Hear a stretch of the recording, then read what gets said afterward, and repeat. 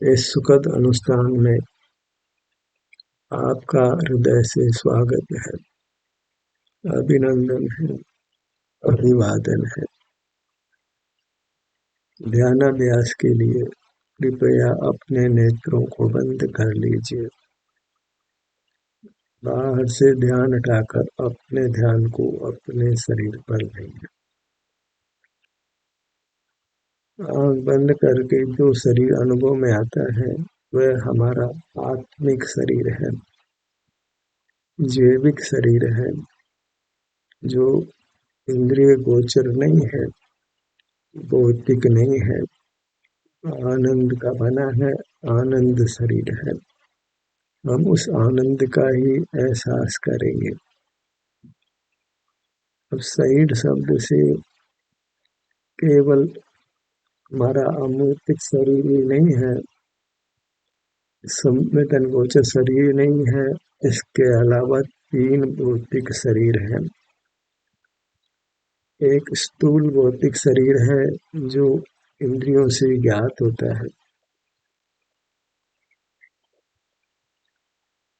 एक तेजस शरीर है जिसको एस्ट्रल बॉडी कहते हैं, वो कांति प्रदान करता है।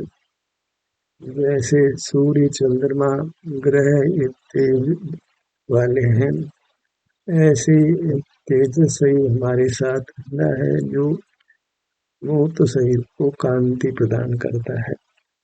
इसको सूक्ष्म शरीर कहते हैं। दिखाई पड़ता है वह स्थूल शरीर हुआ, जो उसको कांति देता है वह सूक्ष्म शरीर हुआ, और जो इन दोनों शरीरों की रचना करता है, आत्मिक शरीर की और स्थूल शरीर की, उसको कारण शरीर कहते हैं या कारण शरीर कहते हैं। काजल बॉडी, जो इन दोनों शरीरों का कारण है, भौतिक शरीर का, स्थूल शरीर का और आत्मिक शरीर का। तो ध्यान के प्रकरण में जब शरीर का एहसास करते हैं तो कौन से शरीर को लेना, ये तो समझ लेना, अन्यथा बहुत विवाद होता है। जगत के प्राणी, खासकर जैन समाज, जैन पंडित और जैन मुनि, वो एक केवल भौतिक शरीर को ही समझते हैं, 3 शरीरों को समझते ही नहीं है। शरीर शब्द से उनको यही ख्याल में आता है भौतिक शरीर, और उससे मैं भिन्न हूँ ऐसी बात करते हैं। जबकि शरीर नाम जो है कारण शरीर, भौतिक शरीर को भी, भौतिक पदार्थ को भी, इदगल को भी शरीर संज्ञा देता है और जीव को भी शरीर संज्ञा देता है। नाम कर्म से दोनों की रचना होती है। जीव भी अमूर्त शरीराकार होता है और उद्गल भी स्थूल शरीराकार होता है। तो हमारा भी शरीराकार रचना है जो कारण शरीर के द्वारा की जाती है, काजल बॉडी के द्वारा की जाती है। हम ध्यान में अपने आत्मिक जैविक शरीर का एहसास करते हैं। एहसास सुख दुख का होता है, और सुख दुख आत्मिक शरीर में होता है। बाकी के 3 शरीरों में सुख दुख नहीं होता है। शरीर से भिन्न बाह्य पदार्थों की तो अभी चर्चा ही नहीं है, हम तो शरीर का एहसास करने की बात कर रहे हैं। बाहर तो बहुत ब्रह्मांड है, अनंत पुद्गल है, अनंत जीव है, कुछ मुक्त हो गए और बहुत संसारी हैं, उनकी चर्चा नहीं है। आंख बंद करके हम शरीर का एहसास करते हैं तो बहुधा पंडित और मुनि कहते हैं कि शरीर का ध्यान नहीं करना है, हमें तो आत्मा का ध्यान करना है। आत्मा शब्द से उसकी रचना ख्याल में नहीं आती है, उसका आकार ख्याल में नहीं आता। आएगा तो 3 लोक प्रमाण आत्मा। 3 लोक प्रमाण तो कोई वस्तु अभी है नहीं, अभी तो शरीराकार है वो, वह अनुभव गोचर है, संवेदन गोचर है। प्रगट ही हम उसको मूर्त शरीर के बराबर महसूस करते हैं, न केस को छोड़कर। और इन दोनों को शरीराकार नाम मिलता है, वह काजल बॉडी कारण शरीर से नाम मिलता है। उस कारण शरीर को मिटा दिया जाए तो फिर उद्गल भी शरीराकार को छोड़ देता है लेकिन जीव शरीराकार को नहीं छोड़ता है। जीव ने तो शरीराकार धारण किया था, वह कार्बन शरीर के कारण किया था, और कार्बन शरीर नहीं रहा तो वही आकार बना रहता है। और पुद्गल तो जो भौतिक शरीर है वो तो शरीर संज्ञा उपचार से ही पा रहा था, वो तो नाना परमाणु का समूह था, इसलिए उसको तो शरीर कहना केवल व्यवहार मात्र ही था। वह शरीर आकार को छोड़ देता है, कार्बन शरीर के हट जाने पर वह अपने शरीर आकार को छोड़ देता है, भौतिक शरीर नहीं रहता है। भौतिक शरीर मिट जाता है जब कार्बन शरीर मिट जाता है। कार्बन शरीर रहता तो नया भौतिक शरीर बन जाता है। जब कार्बन शरीर कर्मरूप हो जाता है, कार्बन शरीर ही नाम नहीं पाता, फिर वो कार्बन वर्गना नाम पाता है। कार्बन वर्गना जीव के साथ बंध को पाकर ही वह कार्बन शरीर नाम पाता है, अन्यथा वह एक कर्म है, कार्बन वर्गना है, और हमारे साथ बंध कर वह कार्बन शरीर कहलाता है। शरीर तो इसलिए कहलाता है कि वह भी शरीराकार होता है और हमारे संसार का निमित्त होता है। उद्गल भी हड्डी खून मांस जैसे तब धातु रूप होता है, वो कार्बन शरीर के निमित्त से होता है। नाना प्रकार की वनस्पति होती है, उसका कारण उनके साथ बद्ध कार्बन शरीर है। इस प्रकार हमको शरीर के संबंध में अच्छी तरह समझ लेना है। रोज रोज का विवाद अच्छा नहीं लगता है, अच्छी तरह समझ लेते हैं कि शरीर शब्द से हमारा भी कथन होता है। अब क्योंकि हमारे ध्यान का देश शरीर है, वो त्रैकालिक है, ध्रुव है, तो वह प्रधान है, उसका कोई परिणाम होता है, वो तो प्रतिसम उत्पाद में रूप है। प्रधानता से वस्तु कहने में, द्रव्य कहने में, उसका शरीर ही कहने में आता है, उसका विस्तार ही कहने में आता है। तो विस्तार की मुख्यता है, कथन में मुख्यता है, वस्तु में मुख्यता गौणता नहीं होती, कथन में मुख्यता होती है। आश्रय करना है तो किसका आश्रय करना है, तो वस्तु तो दिखाओ। वस्तु उसके आकार से जानी जाती है, उसके विस्तार से जानी जाती है, इसलिए विस्तार को मुख्य बना है, उसको व्यंजन पर्याय कहते हैं। व्यंजन पर्याय को द्रव्य कहते हैं, उसकी दृष्टि को द्रव्य दृष्टि कहते हैं। दृष्टि का एक अहम पना होता है, इसके प्रति हमारा एकत्व ममत्व है, वह दृष्टि का विषय है। हमको एकत्व ममत्व करना है अपने आत्मिक शरीर में, जैविक शरीर में, उसमें हमें अपनापन करना है, ममत्व करना है। तो धर्म तो शुरू ही होता है जब शरीर में अपनापन करते हैं, ममत्व करते हैं, क्योंकि वो हमारे ध्यान का ध्येय है। अब शरीर तो पुद्गल का ही होता है, जीव का नहीं होता है, फिर मोक्ष मार्ग की चर्चा करना ही होता है। फिर मोक्ष मार्ग की शुरुआत भी होने वाली नहीं है, फिर तो पूरा शास्त्र को रटते रहो और कुछ भी सिद्धि नहीं है। कुछ लोग कदाचित व्रत भी धारण कर लें, पर जब सब में ज्ञान ही नहीं है तो सब वृथा है। समझ ही सही नहीं है तो कौन सा मार्ग बनने वाला है। समझ सही हो तो फिर आचरण सही होगा, ज्ञान ही सही नहीं है तो आचरण सही कहाँ से होगा। तो पहले हम समझ सही कर लें। शरीर शब्द से 4 शरीर कहे जाते हैं, अच्छी तरह समझ लें इस बात को। कौन सा शरीर हमारे ध्यान का देह बन रहा है ये भी समझना है। ध्यान का देह तो शरीर नहीं बनना है, क्योंकि जीव का वह त्रैकालिक रूप है। जीव कभी शरीराकार को आज तक जो छोड़ा नहीं, छोड़ेगा नहीं। केवल समुद्घात के कुछ समय को छोड़कर 7 प्रकार के समुद्घात गए, उनका समय अति अल्प, इसलिए क्या गिनना है उसको।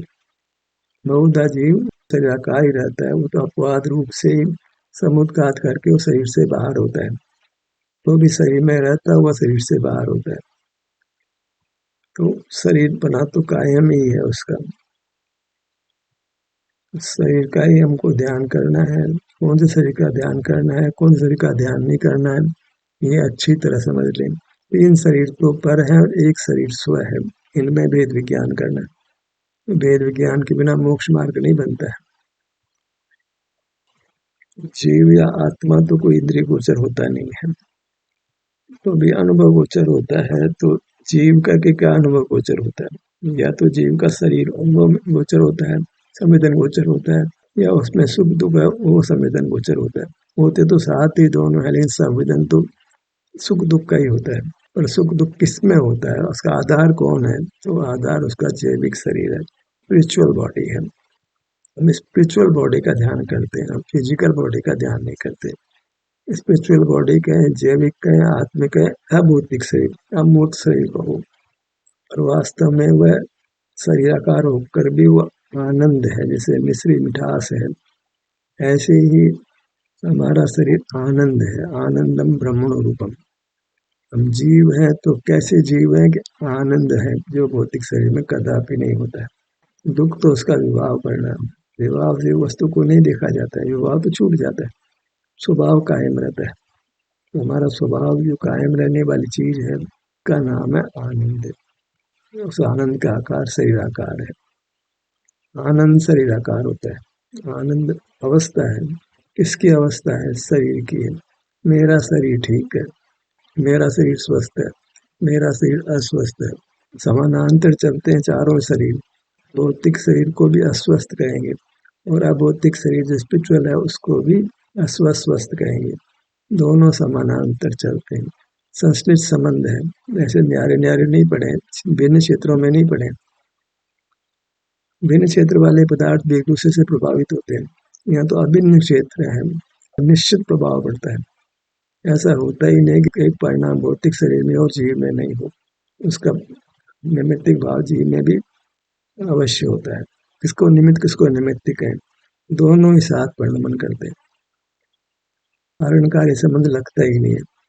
कारण कार्य संबंध तो वास्तव में काजल बॉडी हार्मोन से हमारे लगता है। हार्मोन से लेकर अनुरूप हमारा परिणमन होता है। उस कर्म को नष्ट कर दिया जाए तो फिर फिजिकल बॉडी तो नष्ट हो जाती है, स्पिरिचुअल बॉडी नष्ट नहीं होती, बनी रहती है। तो फिजिकल बॉडी तो विनाशिक हो गई, स्पिरिचुअल बॉडी विनाशिक नहीं है। जैविक बॉडी, आत्मिक शरीर, स्पिरिचुअल बॉडी है, वो आनंद है, वो ब्लिसफुल है। तो उसका दूसरा नाम है ब्लिसफुल बॉडी, सुखमय शरीर, आनंदमय शरीर, आनंद घन। घन इसलिए कि बड़ा है, लंबाई है, चौड़ाई है, मोटाई है, तो उसको घन कहने में आता है। आनंद में कोई छेद मार नहीं कर सकता, स्वभाव को नष्ट नहीं कर सकता। सारा जगत इकट्ठा होकर के भी हमारे आनंद स्वभाव को मिटा नहीं सकता। विवाह हो सकता है, वो भी हमारे अपराध से होता है। हम अपने स्वरूप के अनुभव रूप रहे तो कोई हमारे आनंद में सहन नहीं कर सकता, उसको नष्ट नहीं कर सकता। हमारे विस्तार को भी बदल नहीं सकता है, उसमें छेद काट बांट छांट कुछ नहीं कर सकता है, कोई पीड़ा उत्पन्न नहीं कर सकता है, बशर्ते कि उसको हम अपना लें, उस आनंद शरीर की महिमा जान लें। महिमा शरीर की है, कौन से शरीर की है? आनंदमय शरीर जो है, ब्लिसफुल बॉडी है, स्पिरिचुअल बॉडी है। शरीर की महिमा है, पहले तो पक्का कर ले। आत्मा कहने से कुछ समझ नहीं आएगा। आत्मा को आकार से नाम दो। हम कहते हैं मनुष्य हैं तो आकार से कहते हैं, हम पुरुष से, हम स्त्री आकार से कहते हैं। आकार की महिमा, आकार की मुख्यता, आकार शरीर है, तो वह शरीर है, वही हमारे ध्यान का ध्येय, वही महिमावंत है। कौन महिमावंत है? उस शरीर की बहुत महिमा है। कितनी महिमा है? अनंत महिमा है। उसकी महिमा का भान हो जाए तो शरीर से जुड़कर रहेंगे हम, शरीर का जुड़कर रहेंगे तो उसकी महिमा व्यक्त हो जाएगी। कैसे परमात्मा बनेंगे, कैसे आनंदमय बनेंगे? आनंदमय शरीर से जुड़कर रहें, पहले तो उसकी महिमा जाने। सब कुछ महिमा शरीर की है, आत्मा की है तो बहुत पढ़ लिया है। आत्मा कहने से उसका आकार भाषित नहीं होता है, कुछ भाषित नहीं होता है। इस वस्तु का आकार नहीं जाना जाता तो वो वस्तु ही नहीं है। आत्मा कहने से तो जीव को अवस्तु कर देते हैं, जीव का अभाव कर देते हैं, जीव का नाश कर देते हैं। आत्मा के साथ उसका शरीर बोलो तो आत्मा का भाव समझ में आएगा, नहीं तो क्या करोगे? ज्ञान बोलोगे, बहिर्मुखता में होता है।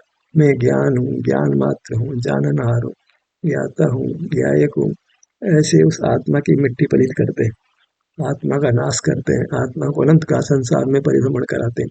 सारा मिथ्या दृष्टि जगत यही तो कर रहा है, वह आत्मा को ज्ञान देखता है, आनंद नहीं देखता है। हमको आनंद चाहिए, हमारी महिमा आनंद से है। ज्ञान तो जोड़ बाकी कैलकुलेटर बहुत बढ़िया करता है, उसको आनंद नहीं होता है, हमको आनंद होता है।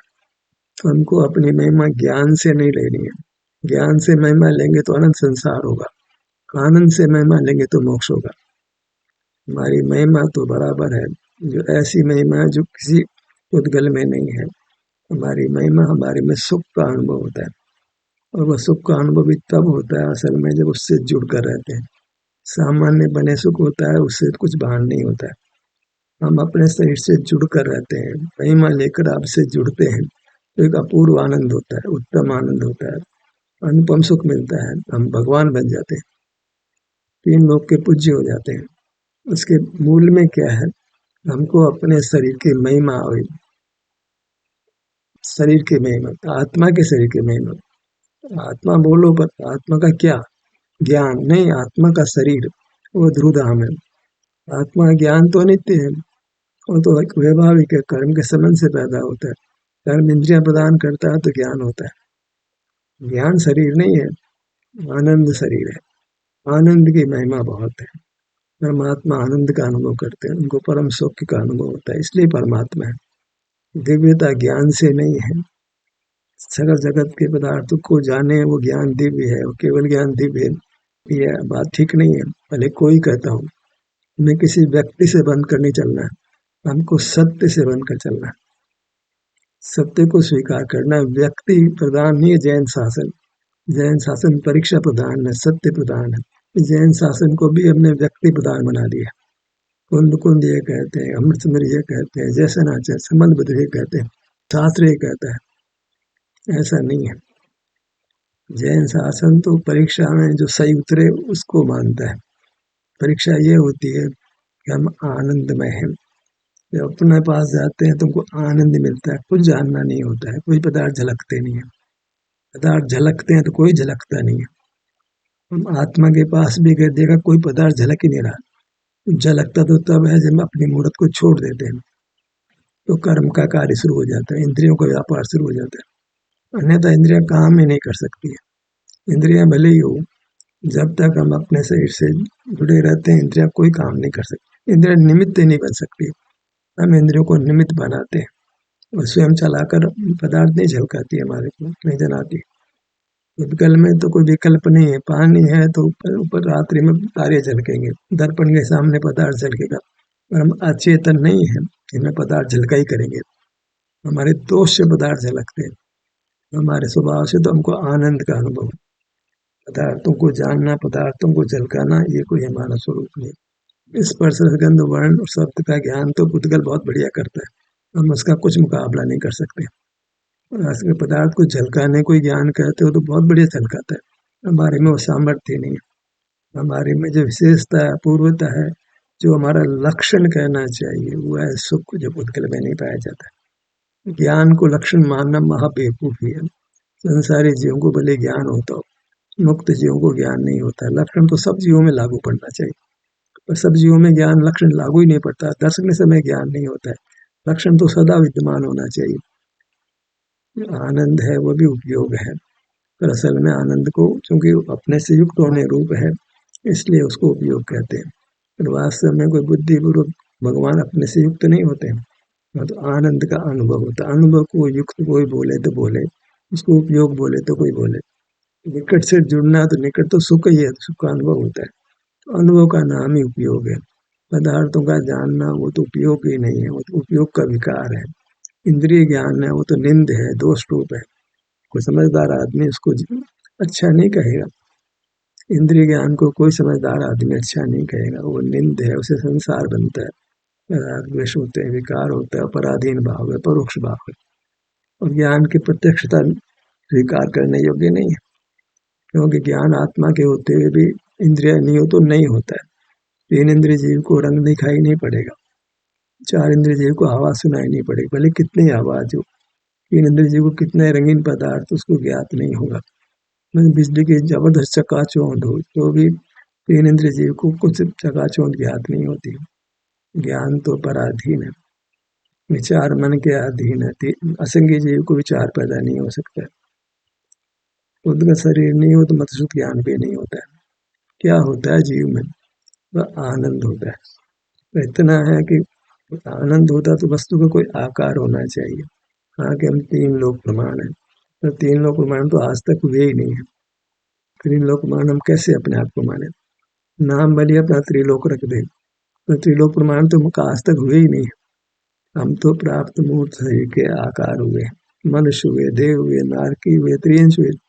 चारों त्रिलोक आकार नहीं होते, चारों का अपना अपना आकार है, पर वो सब शरीर आकार है। तो शरीर आकार माने शरीर है वो, कैसा है? वो स्पिरिचुअल है, जैविक है, आत्मिक है। कैसा है? वो आनंद रूप है। आनंदम ब्रह्म रूपम, ब्रह्म माने आत्मा। जीव का रूप दो प्रकार का है, क्षेत्र से वो शरीर है, भाव से वो आनंद है। ऐसे वास्तु वृत्ति से हम अपने स्वरूप का निर्धार करते हैं, फिर निर्धार कर लेते हैं कि वह शरीर है और वह आनंद है। दो बातें समझ लें, हमारा शरीर है, कैसा शरीर है, क्वालिटी क्या हो शरीर की? आनंद क्वालिटी हमारी। क्वांटिटी और क्वालिटी एक वस्तु में होती है। हमारी क्वांटिटी का नाम शरीर है, क्वालिटी का नाम आनंद है। क्वांटिटी और क्वालिटी दोनों को पहचान लें। आम की क्वांटिटी होती है, एक आम है, दो आम है, तीन आम है, मोटा है, पतला है, छोटा है। और कैसा है कि केसर है, बादाम है, जो भी नाम के आम के हो, आम अनेक प्रकार के। ऐसे ही क्वांटिटी है और क्वालिटी है। कपड़ा है, ऊनी है, रेशम का है, ऐसे नाना प्रकार से वस्त्र के नाम पड़ते हैं। ऐसे हम शरीर हैं, शरीर कैसा है? हमारा आनंद है। और विवाह अवस्था में असदा वेदना का उदय है, तो कैसा है? ये दुख रूप है, वेदना रूप है। वो तो तात्कालिक है, शुद्ध स्वभाव नहीं है। शुद्ध स्वभाव कैसा है? महाआनंद आनंद रूप है।